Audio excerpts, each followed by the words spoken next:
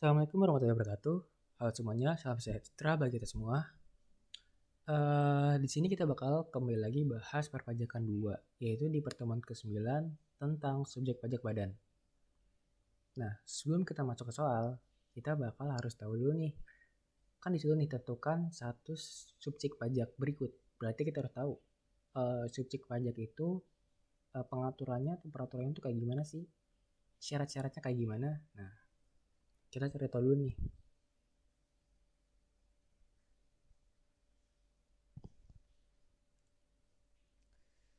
Untuk subjek pajak Badan Dalam Negeri, SPBDN lah terusnya.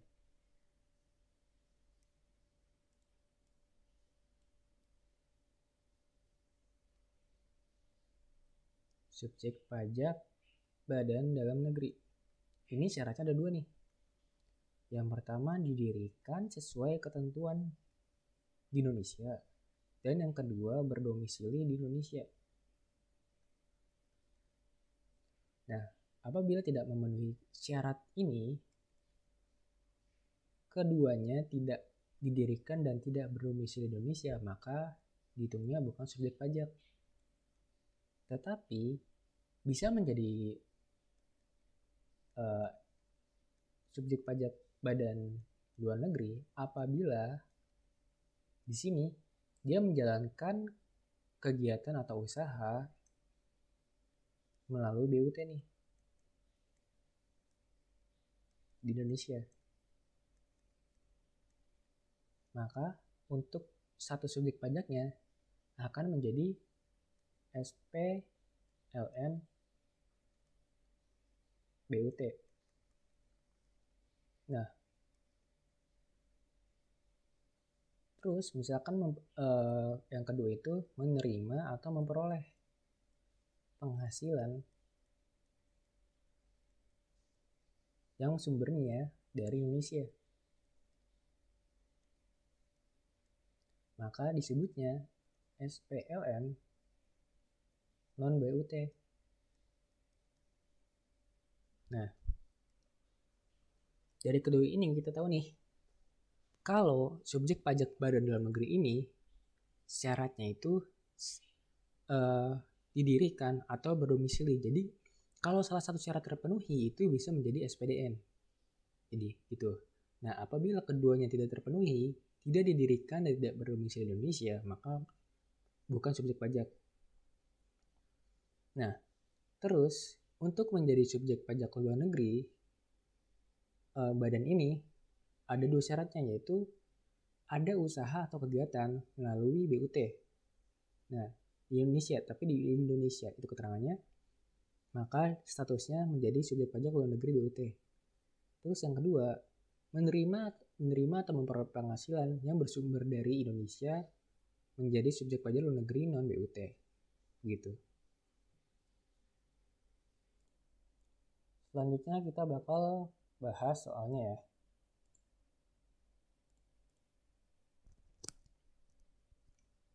Nah, yang pertama, PT Sontoloyo bertempat kedudukan di Singapura. Nah, dari namanya jelas saja PT. PT itu walaupun dia berkedudukan di Singapura, jadi kan saling ada dua syarat yang berbeda nih ya. Yang pertama dia didirikan di Indonesia. Kenapa didirikan? Karena kan PT gitu. Karena kan PT itu ya sesuai ketentuan di Indonesia itu kan PT, tetapi di luar negeri itu kan namanya LTD gitu. Jadi bedanya itu ya. Nah, berarti dia syaratnya udah terpenuhi nih, salah satunya itu didirikan di Indonesia. Tetapi dia bertempat kedudukan di Singapura, berdomisili di Singapura gitu kan. Nah, untuk menjadi SPDN ini hanya salah satu syaratnya terpenuhi. Berarti kan salah satu syaratnya PT Sontoloyo yaitu didirikan di Indonesia itu sudah terpenuhi. Maka nomor satu itu SPDN, subjek pajak badan dalam negeri. Nah, yang kedua, Coca-Cola Ltd didirikan di USA. Nah, kalau ini udah jelas. Coca-Cola Ltd. Ltd itu berarti kan tidak didirikan di Indonesia. Terus berdomisili itu nggak ada keterangannya tuh. Nggak ada keterangan berdomisili di Indonesia. berarti dia bukan subjek pajak. Nah, apabila ada keterangan lebih lanjutan, kayak misalkan Coca-Cola mendapatkan penghasilan atau menerima atau memperoleh penghasilan dari Indonesia, maka dia bisa jadi SPLN. Tapi ini kan nggak ada keterangannya ya. Jadi kita ya asumsikan cuman ya sebatas Coca-Cola Ltd didirikan di USA gitu. Terus yang ketiga, PT Coca-Cola. Nah, kalau kita lihat PT Coca-Cola sendiri, kalau kita lihat dia kan PT ya, sehingga agak bingung sih. Tapi kalau kita lihat lagi dari pernyataan tersebut, PT Coca-Cola ini berarti dia didirikan di Indonesia. Nah, kalau berdomisili kan kita nggak tahu ya, apa dia berdomisili di Indonesia atau gimana. Tapi kalau salah satu syaratnya telah terpenuhi seperti nomor 1, maka dia menjadi SPDN. Nah, nomor 4, Citibank cabang Jakarta adalah salah satu cabang Citibank Ltd yang didirikan di USA. Tentukan status subjek pajak untuk Citibank cabang Jakarta. Nah, dari cabang aja kita tahu itu kalau BUT. Karena kan bentuk-bentuk BUT itu udah dijelaskan PPT, salah satunya itu cabang kantornya gitu. Maka dia termasuk SPLN, dimasuk BUT, SPLN BUT.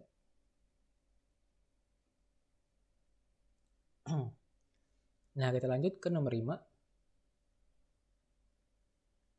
Nomor 5 ini Citibank Ltd yang didirikan di USA mendirikan satu perusahaan di Indonesia dengan nama PT Citibank. Saham PT Citibank dimiliki 100% oleh Citibank Ltd yang didirikan di USA. Tentukan status subjek pajak PT Citibank.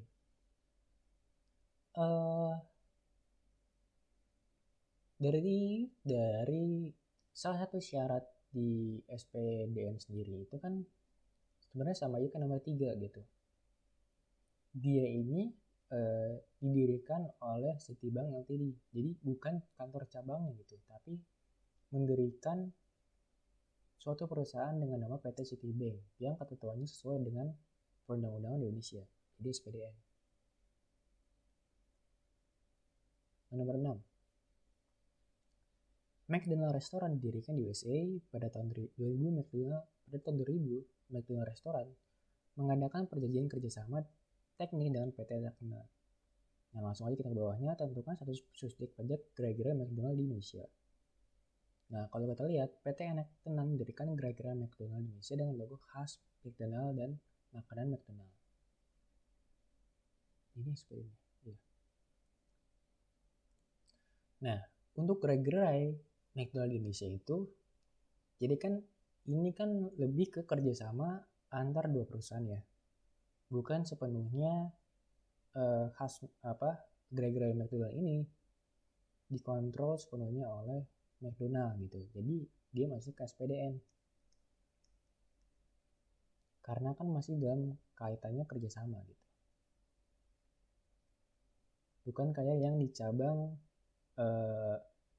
yang nomor 4 ini. Kalau yang nomor 4 kan cabang gitu. Misalkan kalau McDonald ini lebih gerai-gerai McDonald ini lebih ke cabang dari McDonald, bukan dari proses kerjasama, maka dia bisa jadi SPLN BUT gitu. Nomor 7, BTN Badan Hukum, UGM, UI, IPB, ITB, dan lain-lain. Nah, kalau badan hukum,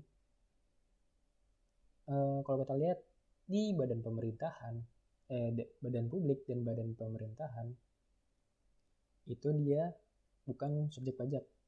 Nah, kalau badan publik kan udah ada peraturannya tuh, dia bukan subjek pajak. Terus kalau badan pemerintahan, yang dimana bersumber dari pembiayaan bersumber dari APBN, APBD, terus pemberiannya dari peraturan perundang-undangan, dan lain-lain, maka dia tidak termasuk sebagai subjek pajak. Tetapi karena nomor 7 keterangannya itu PTN Badan Hukum, bukan publik, maka dia termasuk ke SPDN. Nah, PKN STAN. PKN STAN ini, kalau kita lihat PKN STAN ini kan pembiayaannya kan sebenarnya bagian dari Kementerian Keuangan ya. Maka kan pembiayaan ini dari dari negara gitu, dari PBN atau PBD gitu. Maka udah jelas nih kalau dia itu bukan subjek pajak. LPDP yaitu Lembaga Pengelolaan eh, Dana Pendidikan. Iya kalau nggak salah dia itu lembaga pengelola dana pendidikan. Nah kalau LPDP ini kan eh, ya masuk ke BLO ya, maka juga bukan subjek pajak. Nomor 10, RRI. Nah, sebenarnya RRI sama TVRI ini juga sama atau hampir mirip ya gitu. RRI dan TVRI kan radio, kalau TVRI ya TV gitu. Nah, dia ini bagian dari BLU. BLU itu ke lembaga penyeria, lembaga penyeri, penyeria, lembaga penyiaran gitu, lembaga penyiaran Indonesia gitu. Itu badan publiknya. Nah, kalau udah ke publik berarti kan bukan subjek pajak, ya kan? Gampangnya itu aja sih. Kalau dia berasal dari badan publik bukan badan hukum, maka dia bukan subjek pajak. Terus yang terakhir, Bank Indonesia. Bank Indonesia walaupun dia lebih ke kayak bagian dari, nggak tahu juga sih sebenarnya nih. Ini mungkin kita nanti buka sharing diskusi lagi gitu. Kalau kalian punya pemikiran berbeda, oke. Gitu. Nah, Bank Indonesia ini sendiri sebenarnya dia itu SPDN. Ini aku juga cari di Google nih, kenapa dia bisa jadi SPDN gitu kan. Nah, Bank Indonesia ini SPDN karena ya berasal dari surplusnya itu. Surplus dia jadi itu lebih ke badan gitu kan. Nah, yang menjadi objek pajaknya itu surplusnya. Surplus dari transaksi-transaksi kayak deposito, obligasi dan sebagainya gitu. Makanya dia dijadiin SPDN bukan lebih dijadiin SPDN ketimbang bukan subjek pajak gitu.